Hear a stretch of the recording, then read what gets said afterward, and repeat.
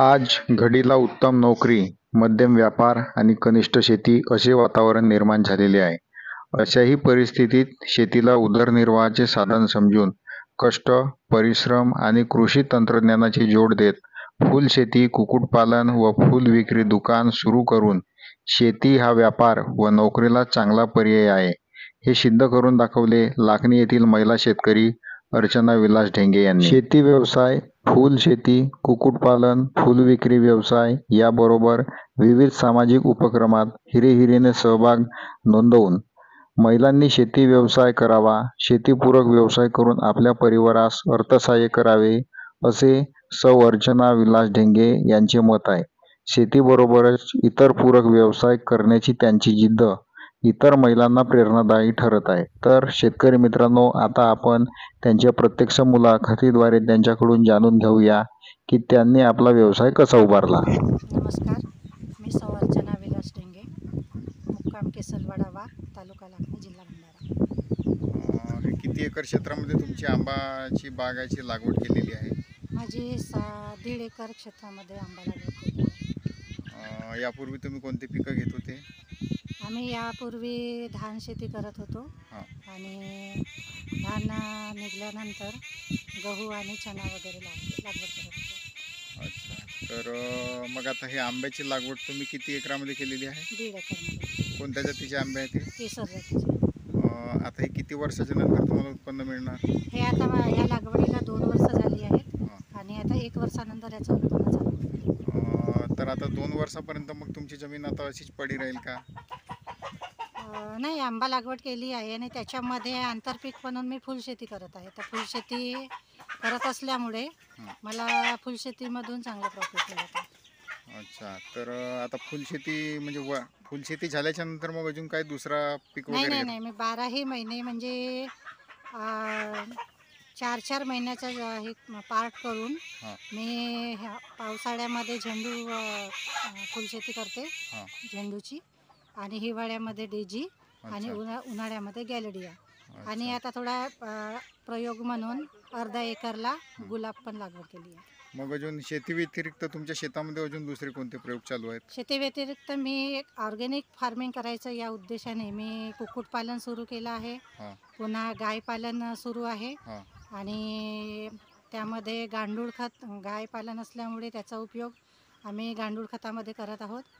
पुन्हा अझोला पण मी तयार करते, कारण गाईचा खाद्य हा अझोला गाईला दिल्यामुळे चांगलं दुधाचं उत्पन्न होते, म्हणून मी अझोला पण तयार करते. म्हणजे तुम्ही तुमच्या शेतामध्ये रासायनिक खत वगैरे काही वापरत नाही? मी रासायनिक खताचा बिलकुल उपयोग करत नाही.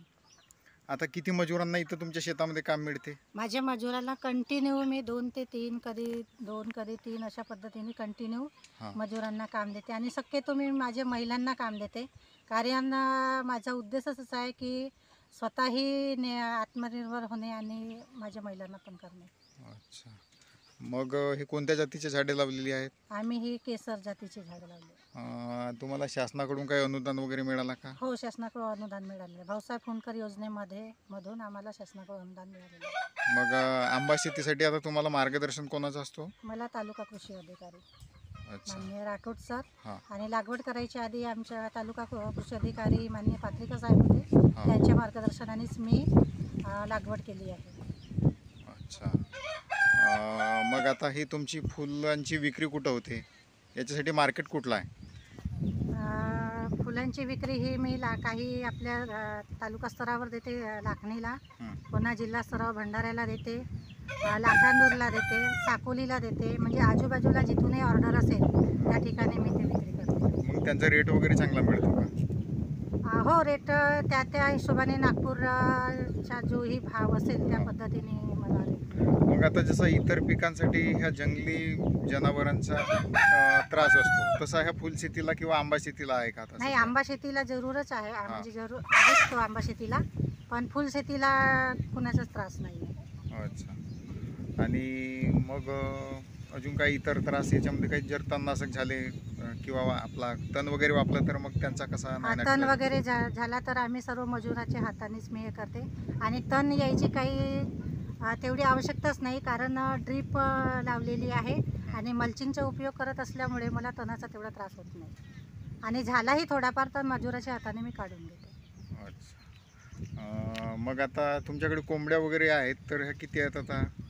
माझ्याकडे 100 कोंबडी आहे. 100 कोंबडी आहेत. तर त्यांची अंडी विक्री हो, वगैरे? अंडी विक्री करते आणि एक अंडा मी 20 रुपयाच्या प्रमाणे विकते. मग त्या हे गावठी अंडे आहेत, ही यांची विक्री कुठं होते? ही पण मी माझ्या घरूनच करते. मग तुम्हाला बाहेर जावं लागत नाही? नाही नाही नाही. आणि जे आमचे कृषी ऑफिसचे पर्यवेक्षक आहेत मान्य नाकाडे सर, हां. तर हे मला खूप जास्त मदत करतात. हां. आणि त्यांच्या सहकार्यानेच मी जे गाय पालन आहे, कुक्कुटपालन आहे, गांडूळ खत निर्मिती आहे, हे सर्व मी त्यांच्या मार्गदर्शनानेच करते. मॅडम, तुमचं ग्रॅज्युएशन झालं आहे, तर तुम्हाला नोकरी करावा असं काही वाटलं नाही का? नाही वाटलं ना. मी काही दिवस 3-4 वर्ष मी उमेदमध्ये हां. बँक सखी म्हणून काम केली. हां. पण तिथे जास्त काही पेमेंट मिळत नसल्यामुळे हां. मी माझ्या स्वतःचं उद्योग तयार करावा हे माझी इच्छा असल्यामुळे मी शेतीकडे वळले. बरं, मग आता तुम्ही आमच्या शेतकरी मित्रांना काय संदेश देऊ शकाल? मी शेतकरी मित्रांना हेच सांगेन की पारंपरिक शेतीवर अवलंबून न राहता तुम्ही नाविन्यपूर्ण करण्याचा प्रयत्न करा. तेव्हाच आपला विकास होईल, बरोबरच गावाचा, त्याचबरोबर आपल्या तालुक्याचा विकास होऊ शकेल. तुम्हाला पुरस्कार जिल्हाधिकारी साहेबांमार्फत मिळालेला आहे, तर तो कशासंबंधी मिळालेला होता? मी हे वेगवेगळे जे शेतामध्ये आपल्या प्रयोग करून राहिले, मुख्य म्हणजे कुक्कुटपालन, गायपालन, आंबा लागवडणं, त्याबरोबरच सर्वात जास्त म्हणजे फुलशेती. हां. एक जिल्ह्यामध्ये नवीन प्रयोग करत असल्यामुळे मला जिल्हा स्तरावरून पुरस्कार मिळाला आहे. अच्छा.